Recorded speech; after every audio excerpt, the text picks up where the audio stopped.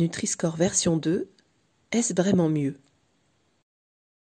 Extrait de la webconférence organisée par le fonds Solid Grounds, structure scientifique d'intérêt général, et par PlanetScore, l'étiquette indépendante qu'il détient.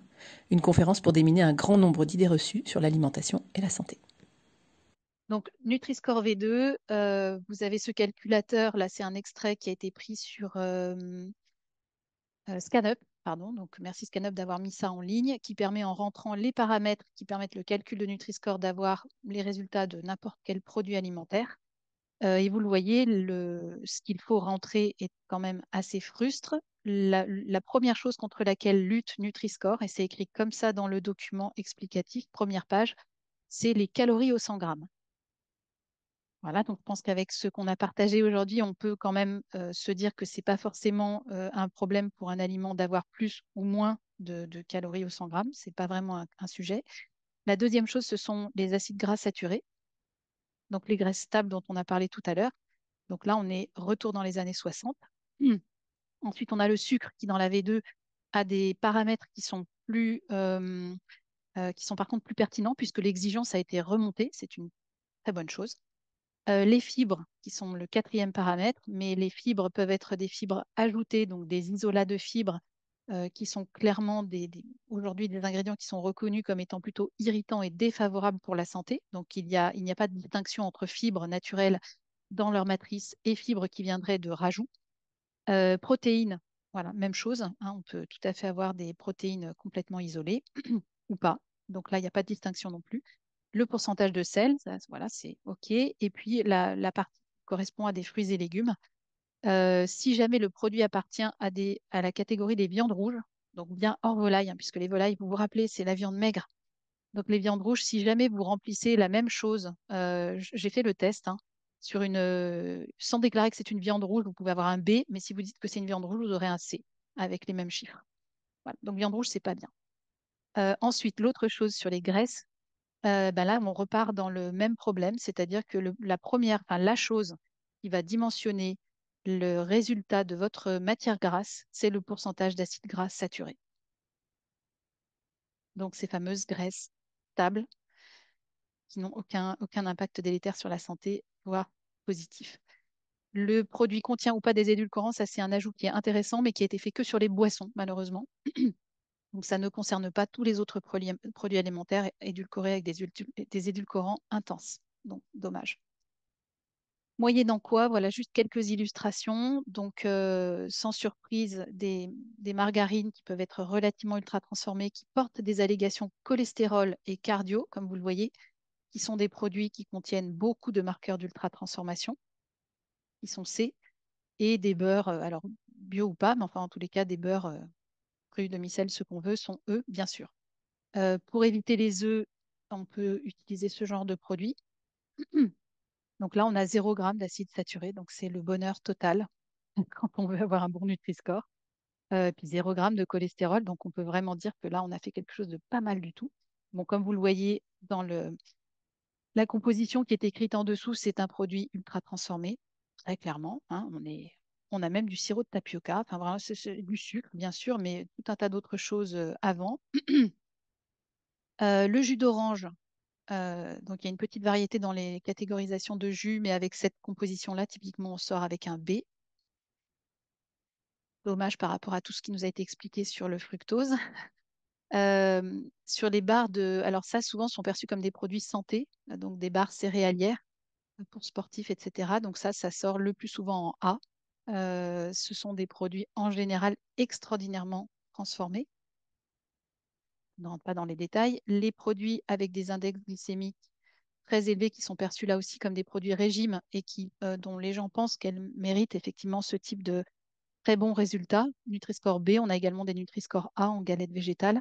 Donc Anthony Berthoud nous l'a bien expliqué, index glycémique extrêmement élevé. Ça, c'est beaucoup, beaucoup de sucre. En fait, la matrice est complètement déstructurée par le soufflage ou l'extrusion. Et c'est quasiment équivalent à prendre du sucre pur. Donc voilà un autre exemple de galette céréales qui est en A. Les yaourts aux fruits, ben, si vous prenez des yaourts low fat, on revient exactement dans le même paradigme, hein, que ce qu'on a évoqué tout à l'heure. Là, on est sur du yaourt maigre. Alors, c'est pas grave parce que quand même, pour avoir un minimum de texture, ben, on a rajouté des amidons transformés de maïs, des arômes naturels, des carragénanes, deux édulcorants, aspartame, acésulfame K. Ce sont des produits réels, hein. Et évidemment, c'est un A Nutri-Score parce que c'est pas gras.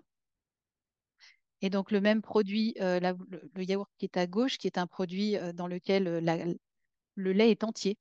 Donc, il est nature, mais le lait est entier, va se retrouve avec un C. Et d'ailleurs, il est au même niveau que la danette au caramel, dont je vous épargne la composition. Alors, je ne sais plus si c'est une danette ou autre chose, mais enfin, disons un dessert équivalent, qui n'est pas un produit très, très simple. Et si on regarde du côté également toujours du sucré, les meilleurs chocolats, qui sont les chocolats plutôt à 100%, puisque là, on élimine totalement la question du sucre, sont en D, alors que le Chocapic reste en C. Alors, il était en A avant, donc on peut se dire que c'est quand même déjà mieux, mais Chocapic, c'est à peu près le pire qu'on puisse faire quand même. On est là sur des céréales soufflées, très très sucrées, avec pas mal voilà, d'ingrédients qui sont quand même des marqueurs d'ultra transformation. Sachant que, alors j'ai eu la curiosité d'aller regarder sur l'algorithme. Moi, si je suis Chocapic, en fait, je pense que ça va être assez simple. Donc voilà le calcul. Alors, je parle sous réserve de, voilà, de la robustesse de l'algorithme de ScanUp, mais a priori, si je rentre ces résultats, donc ça, ce sont les chiffres de Chocapic, ça fait un C. Mais regardez bien, acide gras saturé 1,3 et sel 0,22. Si j'enlève 0,3 d'acide gras saturé et un peu de sel, eh ben, je peux avoir un B en Chocapic.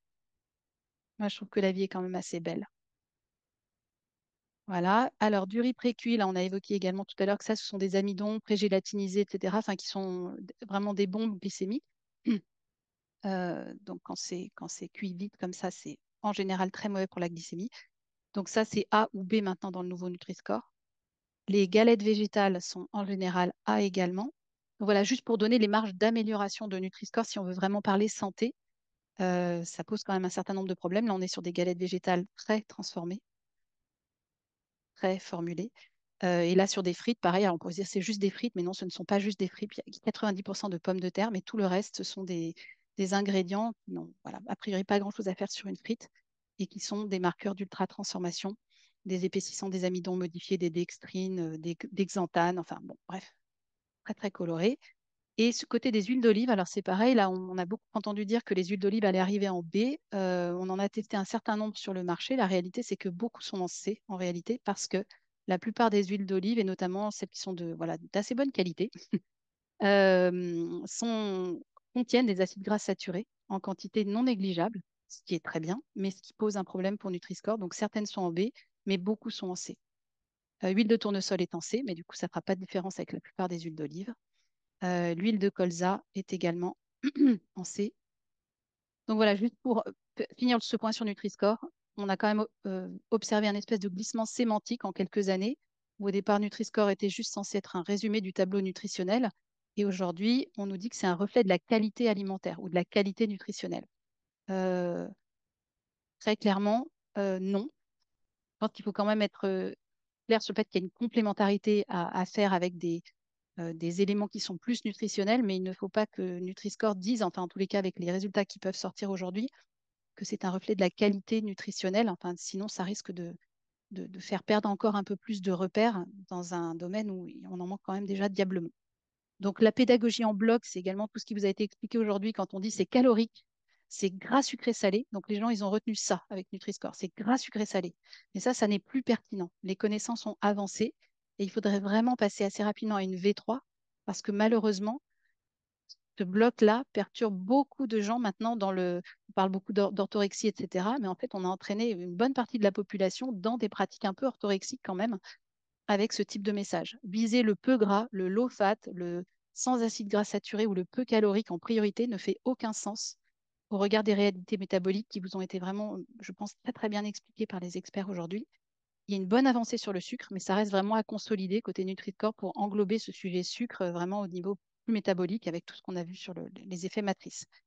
On peut donc avoir des produits à très fort impact sur la glycémie qui sont bien notés, des édulcorants intenses. Bon, je passe pas en revue la totalité de ce qui est écrit là, mais vraiment des choses qui ont des impacts importants sur la santé intestinale. Également des huiles et graisses de valeurs nutritionnelles très différentes qui ne sont pas rangées dans le bon ordre. Ça maintient la peur du gras et des graisses saturées. Ça maintient la peur de la viande rouge et des graisses animales. Ça crée en réalité assez peu de différenciation en intra-catégories. Un fromage reste un fromage, par exemple, un beurre également. Et il incite les industriels à ultra formuler. Donc ça, c'est un vrai problème parce qu'aujourd'hui, quand on nous dit que l'offre évolue, oui, on a un glissement de l'offre. Effectivement, avec la V2, on aura peut-être une baisse des taux de sucre et c'est une très bonne chose, mais sur le reste, malheureusement, on va rester bloqué dans le schéma pas gras et pas acide saturé. Et puis, par ailleurs, donc les isolats de fibres, enfin, tous les éléments qu'on a évoqués tout à l'heure ne sont pas considérés spécifiquement. Et par ailleurs, l'idée d'ajouter simplement l'ultra-transformation comme un bandeau noir autour de Nutri-Score ne nous semble pas forcément pertinent parce que la réalité est quand même un peu plus nuancée que ça. On a beaucoup d'industriels qui font du bon travail, qui mettent en marché des produits qui sont pour le coup vraiment très bien élaborés, très bien fabriqués, qui ne sont pas ultra transformés. Tous les produits élaborés ne sont pas ultra transformés. Et donc, juste se dire qu'on va mettre un bandeau noir, ça ne reflète pas cette nuance qu'on a sur le marché aujourd'hui entre des produits vraiment bruts, qui sont effectivement assez peu nombreux, mais aussi des produits élaborés proprement et qui, eux, ne méritent pas de se retrouver avec un bandeau noir.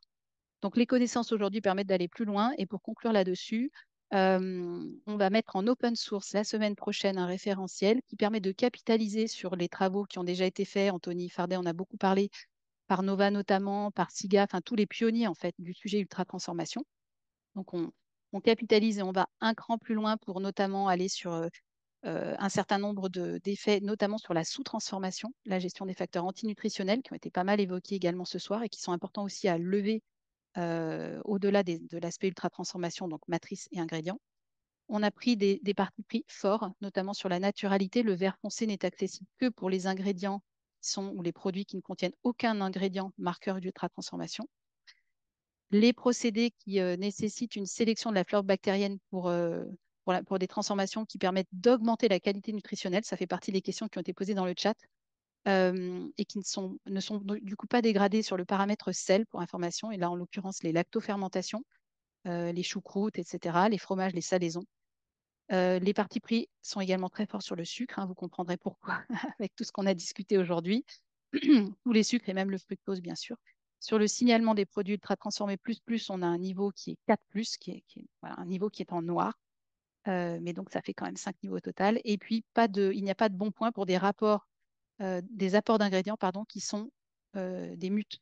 C'est-à-dire si vous avez des fibres, mais que c'est... Enfin, de toute façon, il n'y a pas de bon point pour des choses qui sont en plus du produit brut tel qu'il est censé rentrer dans le produit. Donc voilà, c'est de l'amélioration continue. Toutes les suggestions sont bienvenues. Tous ceux qui souhaiteront s'en emparer sont vraiment welcome pour nous contacter et en discuter.